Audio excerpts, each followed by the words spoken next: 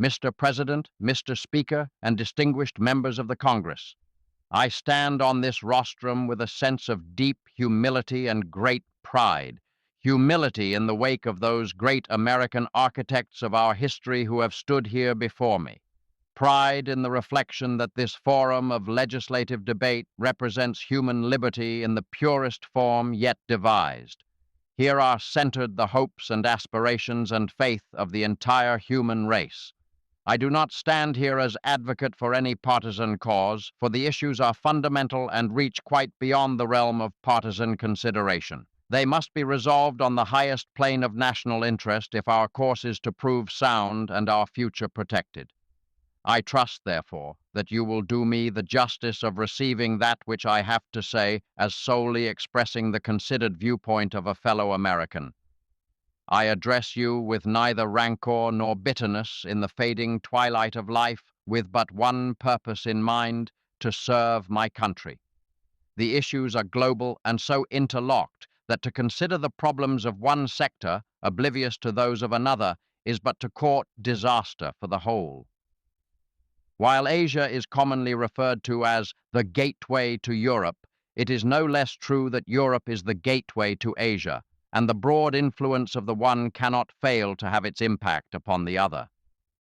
There are those who claim our strength is inadequate to protect on both fronts, that we cannot divide our effort. I can think of no greater expression of defeatism. If a potential enemy can divide his strength on two fronts, it is for us to counter his effort. The communist threat is a global one. Its successful advance in one sector threatens the destruction of every other sector. You cannot appease or otherwise surrender to communism in Asia without simultaneously undermining our efforts to halt its advance in Europe. Beyond pointing out these general truisms, I shall confine my discussion to the general areas of Asia. Before one may objectively assess the situation now existing there, he must comprehend something of Asia's past and the revolutionary changes which have marked her course up to the present. Long exploited by the so-called colonial powers, with little opportunity to achieve any degree of social justice, individual dignity, or a higher standard of life such as guided our own noble administration in the Philippines, the peoples of Asia found their opportunity in the war just past to throw off the shackles of colonialism and now see the dawn of new opportunity, a heretofore unfelt dignity, and the self-respect of political freedom. Mustering half of the Earth's population and 60% of its natural resources, these peoples are rapidly consolidating a new force, both moral and material, with which to raise the living standard and erect adaptations of the design of modern progress to their own distinct cultural environments. Whether one adheres to the concept of colonization or not, this is the direction of Asian progress, and it may not be stopped. It is a corollary to the shift of the world economic frontiers as the whole epicenter of world affairs rotates back toward the area whence it started. In this situation, it becomes vital that our own country orient its policies in consonance with this basic evolutionary condition rather than pursue a course blind to the reality that the colonial era is now past and the Asian peoples covet the right to shape their own free destiny. What they seek now is friendly guidance, understanding, and support, not imperious direction, the dignity of equality, and not the shame of subjugation. Their pre-war standard of life, pitifully low, is infinitely lower now in the devastation left in war's wake. World ideologies play little part in Asian thinking and are little understood. What the peoples strive for is the opportunity for a little more food in their stomachs, a little better clothing on their backs, a little firmer roof over their heads, and the realization of the normal nationalist urge for political freedom. These political social conditions have but an indirect bearing upon our own national security, but do form a backdrop to contemporary planning which must be thoughtfully considered if we are to avoid the pitfalls of unrealism. Of more direct and immediate bearing upon our national security are the changes wrought in the strategic potential of the Pacific Ocean in the course of the past war. Prior thereto, the western strategic frontier of the United States lay on the littoral line of the Americas, with an exposed island salient extending out through Hawaii, Midway, and Guam to the Philippines. That salient proved not an outpost of strength, but an avenue of weakness, along which the enemy could and did attack. The Pacific was a potential area of advance for any predatory force intent upon striking at the bordering land areas. All this was changed by our Pacific victory. Our strategic frontier then shifted to embrace the entire Pacific Ocean, which became a vast moat to protect us as long as we held it. Indeed, it acts as a protective shield for all of the Americas and all free lands of the Pacific Ocean area. We control it to the shores of Asia by a chain of islands extending in an arc from the Aleutians to the Marianas, held by us and our free allies. From this island chain, we can dominate with sea and air power every Asiatic port from Vladivostok to Singapore, with sea and air power every port, as I said, from Vladivostok to Singapore, and prevent any hostile movement into the Pacific. Any predatory attack from Asia must be an amphibious effort. No amphibious force can be successful without control of the sea lanes and the air over those lanes in its avenue of advance. With naval and air supremacy and modest ground elements to defend bases, any major attack from continental Asia toward us or our friends in the Pacific would be doomed to failure. Under such conditions, the Pacific no longer represents menacing avenues of approach for a prospective invader. It assumes instead the friendly aspect of a peaceful lake. Our line of defense is a natural one and can be maintained with a minimum of military effort and expense. It envisions no attack against anyone, nor does it provide the bastions essential for offensive operations, but properly maintained would be an invincible defense against aggression. The holding of this littoral defense line in the Western Pacific is entirely dependent upon holding all segments thereof, for any major breach of that line by an unfriendly power would render vulnerable to determined attack every other major segment. This is a military estimate as to which I have yet to find a military leader who will take exception. For that reason, I have strongly recommended in the past, as a matter of military urgency, that under no circumstances must Formosa fall under communist control. Such an eventuality would at once threaten the freedom of the Philippines and the loss of Japan, and might well force our western frontier back to the coast of California, Oregon, and Washington. To understand the changes which now appear upon the Chinese mainland, one must understand the changes in Chinese character and culture over the past 50 years. China, up to 50 years ago, was completely non-homogeneous, being compartmented into groups divided against each other. The war-making tendency was almost non-existent, as they still followed the tenets of the Confucian ideal of pacifist culture. At the turn of the century, under the regime of Chiang Tso-lin, efforts toward greater homogeneity produced the start of a nationalist urge.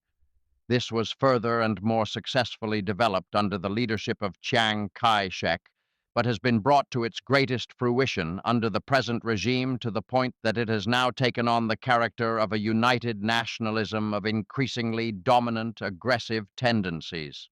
Through these past 50 years, the Chinese people have thus become militarized in their concepts and in their ideals. They now constitute excellent soldiers with competent staffs and commanders. This has produced a new and dominant power in Asia, which, for its own purposes, is allied with Soviet Russia, but which in its own concepts and methods has become aggressively imperialistic, with a lust for expansion and increased power normal to this type of imperialism. There is little of the ideological concept either one way or another in the Chinese makeup. The standard of living is so low and the capital accumulation has been so thoroughly dissipated by war that the masses are desperate and eager to follow any leadership which seems to promise the alleviation of local stringencies. I have from the beginning believed that the Chinese Communists' support of the North Koreans was the dominant one. Their interests are at present parallel with those of the Soviet. But I believe that the aggressiveness recently displayed not only in Korea but also in Indochina and Tibet, and pointing potentially toward the south, reflects predominantly the same lust for the expansion of power which has animated every would-be conqueror since the beginning of time. The Japanese people, since the war, have undergone the greatest reformation recorded in modern history.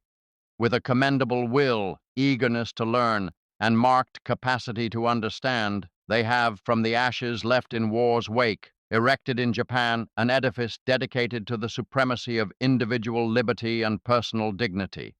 And in the ensuing process, there has been created a truly representative government committed to the advance of political morality, freedom of economic enterprise, and social justice. Politically, economically, and socially, Japan is now abreast of many free nations of the earth and will not again fail the universal trust. That it may be counted upon to wield a profoundly beneficial influence over the course of events in Asia is attested by the magnificent manner in which the Japanese people have met the recent challenge of war, unrest, and confusion surrounding them from the outside, and checked communism within their own frontiers without the slightest slackening in their forward progress. I sent all 4 of our occupation divisions to the Korean battlefront without the slightest qualms as to the effect of the resulting power vacuum upon Japan. The results fully justified my faith. I know of no nation more serene, orderly, and industrious, nor in which higher hopes can be entertained for future constructive service in the advance of the human race. Of our former ward, the Philippines, we can look forward in confidence that the existing unrest will be corrected, and a strong and healthy nation will grow in the longer aftermath of war's terrible destructiveness. We must be patient and understanding and never fail them, as in our hour of need they did not fail us. A Christian nation, the Philippines stand as a mighty bulwark of Christianity in the Far East, and its capacity for high moral leadership in Asia is unlimited. On Formosa, the government of the Republic of China has had the opportunity to refute by action much of the malicious gossip which so undermined the strength of its leadership on the Chinese mainland. The Formosan people are receiving a just and enlightened administration with majority representation on the organs of government, and politically, economically, and socially, they appear to be advancing along sound and constructive lines. With this brief insight into the surrounding areas, I now turn to the Korean conflict. While I was not consulted prior to the President's decision to intervene in support of the Republic of Korea, that decision, from a military standpoint, proved a sound one, as I said, proved a sound one, as we hurled back the invader and decimated his forces. Our victory was complete and our objectives within reach when Red China intervened with numerically superior ground forces. This created a new war and an entirely new situation, a situation not contemplated when our forces were committed against the North Korean invaders, a situation which called for new decisions in the diplomatic sphere to permit the realistic adjustment of military strategy. Such decisions have not been forthcoming. While no man in his right mind would advocate sending our ground forces into continental China, and such was never given a thought, the new situation did urgently demand a drastic revision of strategic planning if our political aim was to defeat this new enemy as we had defeated the old. Apart from the military need, as I saw it, to neutralize the sanctuary protection given the enemy north of the Yalu, I felt that military necessity in the conduct of the war made necessary: first, the intensification of our economic blockade against China; 2, the imposition of a naval blockade against the China coast; 3, removal of restrictions on air reconnaissance of China's coastal areas and of Manchuria; 4, removal of restrictions on the forces of the Republic of China on Formosa with logistical support to contribute to their effective operations against the common enemy. For entertaining these views, all professionally designed to support our forces committed to Korea and bring hostilities to an end with the least possible delay and at a saving of countless American and Allied lives, I have been severely criticized in lay circles, principally abroad, despite my understanding that from a military standpoint, the above views have been fully shared in the past by practically every military leader concerned with the Korean campaign, including our own Joint Chiefs of Staff. I called for reinforcements, but was informed that reinforcements were not available. I made clear that if not permitted to destroy the enemy built-up bases north of the Yalu, if not permitted to utilize the friendly Chinese force of some 600,000 men on Formosa, if not permitted to blockade the China coast to prevent the Chinese Reds from getting succor from without, and if there were to be no hope of major reinforcements, the position of the command from the military standpoint forbade victory. We could hold in Korea by constant maneuver and in an approximate area where our supply line advantages were in balance with the supply line disadvantages of the enemy, but we could hope at best for only an indecisive campaign with its terrible and constant attrition upon our forces if the enemy utilized its full military potential. I have constantly called for the new political decisions essential to a solution. Efforts have been made to distort my position. It has been said, in effect, that I was a warmonger. Nothing could be further from the truth.